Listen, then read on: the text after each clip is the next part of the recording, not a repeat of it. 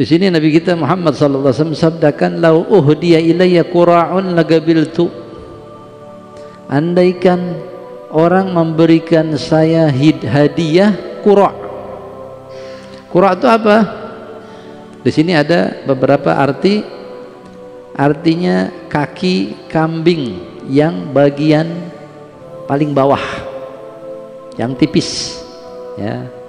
Jadi kalau kaki kambing itu kan bagian pangkal pahanya tebel, gede, bagian bawahnya dagingnya dikit. Kalau ada orang pembesar, orang yang kita hormati, ulama, kita malu mau ngasih sedikit, ya. Kalau perlu kita ngasihnya full, paha atas sama betisnya. Tapi kalau kita mau ngasih juga separuh, kita pilihin pahanya. Ini yang dikasih buat Nabi Muhammad, betis paling bawah yang tipis dagingnya. Rasulullah tidak enggan, tidak emoh, diterima dengan senang hati, ya. Bahkan ada sebagian yang mengartikan qura' itu pergelangan kaki hewan. Jadi bukan betis bawah lagi, tapi pergelangan kakinya nih, sepatunya deh istilahnya, apa namanya, kikilnya atau apa ya, cuma segini sepatunya, dagingnya ya lemak dah, kikil. Ya Rasulullah, ini saya hadiahkan, saya terima. Rasulullah terima, nggak pakai tersinggung, nggak pakai protes, ya. Dan ini mungkin kalau buat orang biasa ya lumrah kita terima hadiah sedikit banyak. Dikasih ikan betok aja kita girang kali, ya. Ada orang doyan kikil lagi, oh terima kasih, ya. Ada sebagian orang nggak terbiasa makan kikil. Tapi kalau buat orang-orang yang pangkatnya tinggi di masyarakat, apakah itu ulama, apakah itu pejabat, apakah tokoh, kadang-kadang tersinggung, masa ngasih hadiah kayak begini, ya. Nah, Rasulullah tidak, ya. Nah, ini mesti yang namanya ilmu ini sebagai pegangan. Kadang-kadang kalau kita nggak punya ilmu, ya, kita dalam posisi yang biasa lama-lama meningkat, tahu-tahu dapat hadiah yang dulu kita terima dengan senang hati, sekarang kita tersinggung, bisa jadi. Tapi kalau kita punya ilmu begini, oh iya Rasulullah aja dikasih kurang dari ini, terima kasih lagi, ya. Soalnya saya sendiri ingat dulu, ya, mungkin berapa tahun yang lalu ada satu orang ustadz juga, sering ketemu, udah tua. Sekali waktu dia mungkin lebaran atau gimana ngasih saya hadiah sarung. Jadi kita nggak mengharap, namanya teman baik, ya. Tapi pas saya buka sarungnya, ya sarungnya sarung kasar banget ini. Kita mau pakai males. Tapi kalau ngasih begini banget sih, pilih-pilih dong. Tapi di dalam hati, bukan di depan dia, ya, depan dia.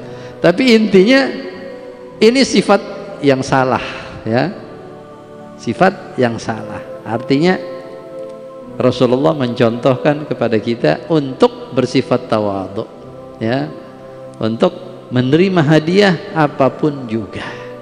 Karena orang memberikan hadiah itu tanda cinta, dan dia memberi dengan anggapan bahwa ini berharga, ya, berharga buat orang yang dihadiahkan, atau mungkin mampunya dia segitu, ya. Kayak dalam manaqib Sayyidina Syekh Abu Bakar bin Salim, ada tiap hari di dapur beliau 1000 roti dimasak, roti gandum, ya. Kalau kita yang dijualan roti terigu, ya, ini gandum padat, ngenyangin, ya. Tahu-tahu ada nenek-nenek datang dari desa mana mau ngasih hadiah apa, satu kresek lah kasarnya zaman sekarang kita, satu kresek gandum, biji gandum. Ketemu sama pembantunya Syekh Abu Bakar, pelayannya, ada apa? Ini saya mau ketemu Syekh Abu Bakar bin Salim. Syekh Abu Bakar lagi tidur, lagi istirahat, jangan diganggu. Kenapa? Ini saya mau ngasih hadiah.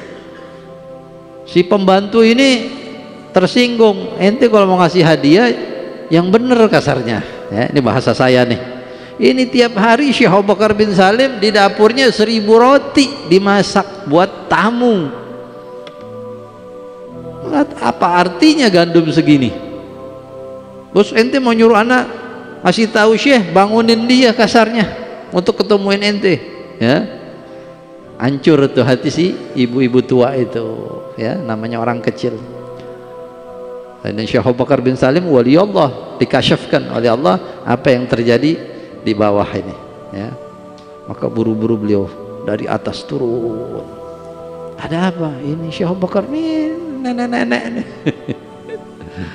Ada apa? Enggak, ini saya mau ngasih hadiah. Masya Allah, mana hadiahnya? Terima kasih banyak. Ente jauh-jauh datang ke sini. Semoga Allah berkahi, Allah balas kebaikan ente.